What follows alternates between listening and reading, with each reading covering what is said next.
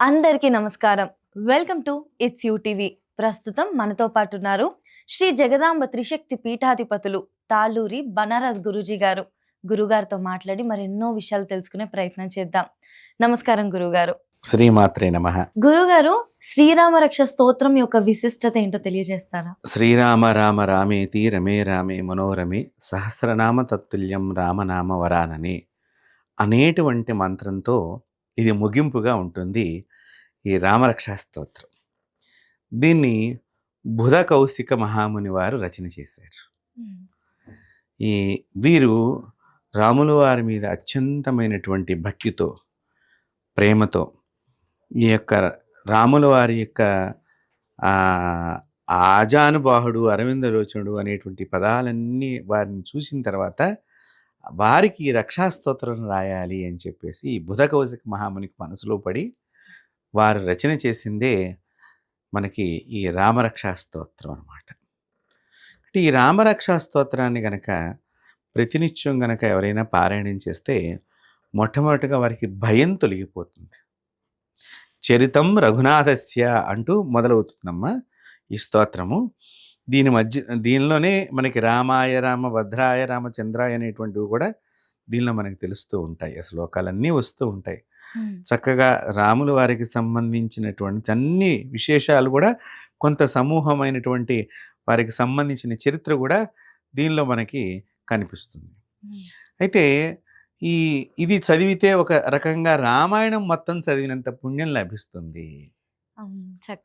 చక్కగా ప్రతినిత్యము కూడా రామరక్షా స్తోత్రాన్ని కనుక చదివితే రామాయణాన్ని చదివినంత ఫలితం మనకు లభిస్తుంది అని చెప్పడంలో కొంతమంది దీన్ని అదే పారాయణంగా పెట్టుకుని 41 రోజుల పాటు పారాయణంగా పెట్టుకుని చేసినటువంటి వాళ్ళు కూడా మన దేశంలో చాలామంది కనిపిస్తూ ఉంటారు. అలాంటి గొప్పది ఈ రామరక్షా స్తోత్రం.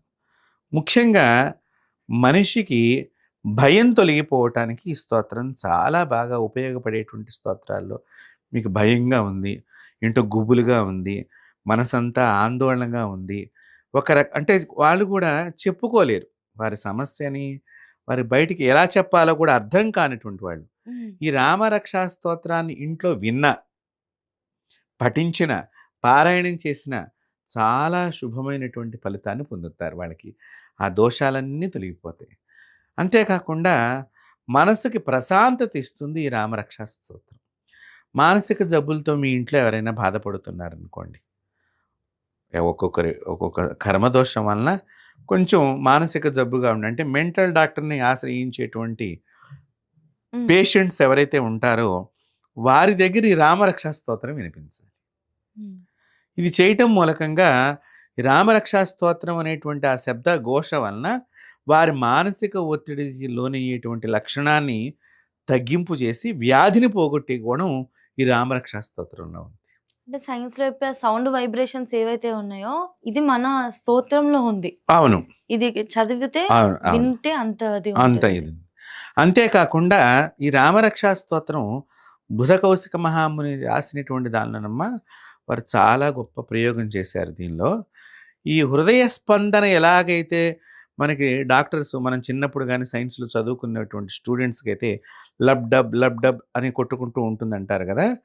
ఈ కరెక్ట్గా ఈ శబ్ద ఘోష ఎలాగైతే lub dub lub dub lub dub అని కొట్టుకుంటుందో దాన్ని సరిగ్గా కొట్టుకునేటట్టుగా హార్ట్ యొక్క బీటు కూడా చక్కని పద్ధతులు అయ్యేటట్టుగా రామరక్షా స్తోత్రం బాగా ఉపయోగపడుతుంది. ఆ విధంగా బుధ కౌశిక మహాముని రాశారు.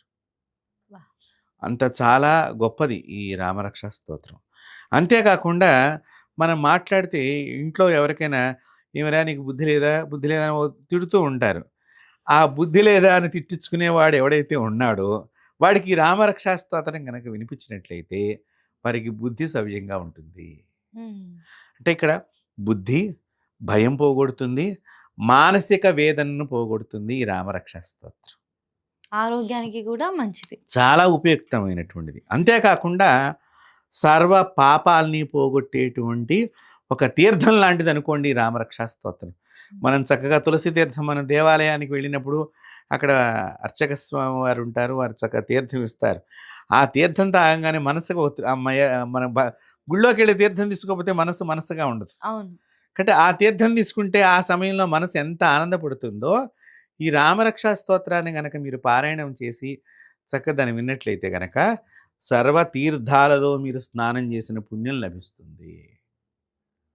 గురుగారు ఇది ఇంత గొప్పనైంది కదా! ఇదేమైనా వీళ్ళే చదవాలి, వాళ్ళు చదవకూడదు అని ఏమైనా ఉంటదా దీనికి? అందరూ లేదమ్మా. అట్లా చదవచ్చా? ఏం లేదు. హ్మ్. చక్కగా మీరు ఒక గురువుని ఆశ్రయించి, అది ఎలా చదవాలి అనే పద్ధతిని తెలుసుకొని, చరితం రఘునాథస్య అనేటువంటి దాంతో మొదలైనటువంటి దానిలో చివరి అంకంకొచ్చేసరికల్లా రామాయ రామభద్రాయ రామచంద్రాయ వేదసే రఘునాథాయ నాథాయ సీతాయాం పతయే నమః శ్రీరామ రామ రామేతి అనేటువంటి ముగింపులోకి వచ్చేసరికి ఈ రాముల వారి యొక్క ధ్యాన శ్లోకాలన్నీ వస్తాయి. హ్మ్. అందులో పరమేశ్వరుడికి ఇష్టమైనటువంటి నామము ఈ రామనామం.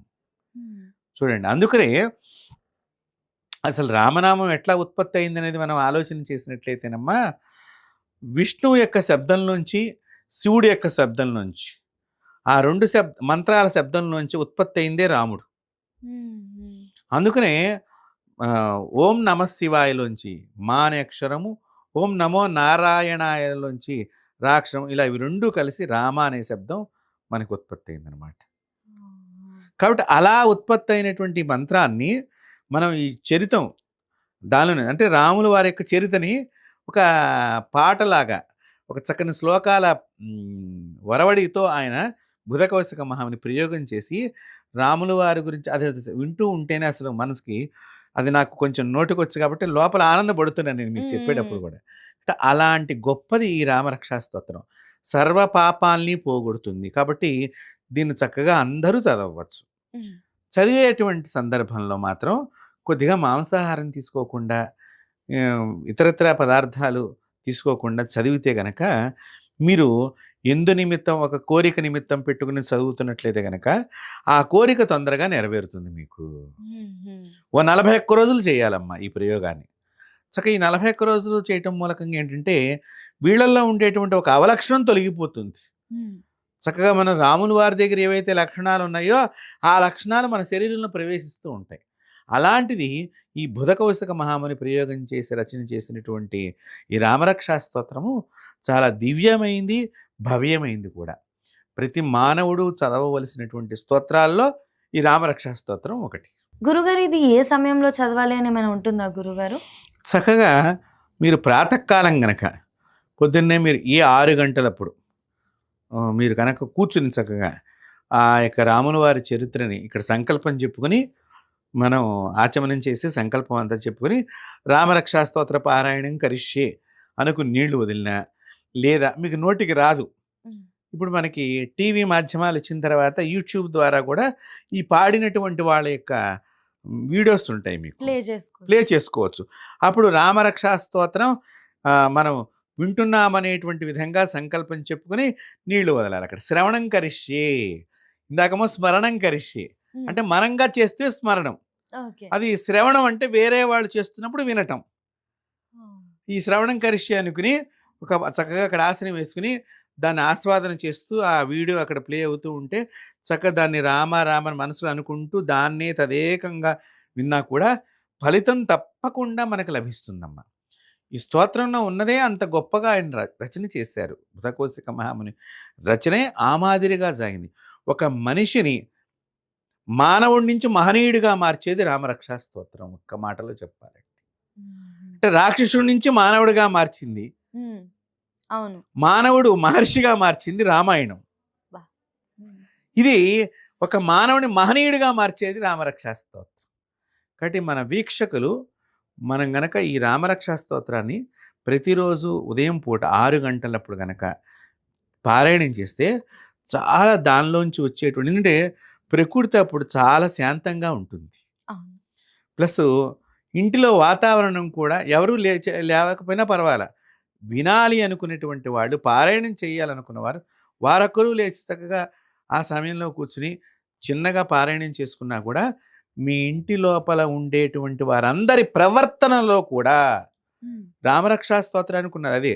ఒకరు పారాయణం చేస్తే కూడా ఇంట్లో అందరిలోనూ కూడా ఒక రకమైనటువంటి చెడు నుంచి మంచి వైపుకి ప్రయాణం జరిగేటువంటి అవకాశం మనకి ఈ రామరక్షా స్తోత్రంలో కనిపిస్తుంది. ఖచ్చితంగా గురుగారు. అంటే మనం చదివినప్పుడు, విన్నప్పుడు మనకే కాకుండా మన కుటుంబ సభ్యులకి కూడా ఆ పాజిటివ్ అవును. ఎనర్జీ అనేది వస్తుంది. అవును. అవును. ధన్యవాదాలు గురుగారు. శ్రీమాత్రే నమః.